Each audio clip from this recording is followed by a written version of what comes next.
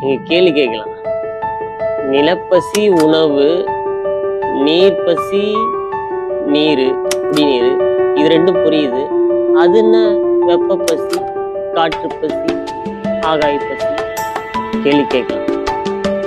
இது ஆழமான பொருள் கொண்டது. நம்ம புரிஞ்சிட்டாக்கா, இந்த 5 பசியை புரிஞ்சிட்டாக்கா எப்படி நம் உடலில் நோய் உண்டாகிறது தெரிஞ்சுக்கலாம். நோய் உண்டாகுது தெரிஞ்சுக்கலாம். நீங்க கேள்வி கேட்கலாம். நிலப்பசி உணவு, நீர்ப்பசி நீரு, குடிநீர், இது ரெண்டும் புரியுது. அது என்ன வெப்ப பசி, காற்று பசி, ஆகாய பசி? கேள்வி கேட்கலாம். இது ஆழமான பொருள் கொண்டது. நம்ம புரிஞ்சிட்டாக்கா, இந்த 5 பசியை புரிஞ்சிட்டாக்கா எப்படி நம் உடலில் நோய் உண்டாகிறது தெரிஞ்சுக்கலாம்.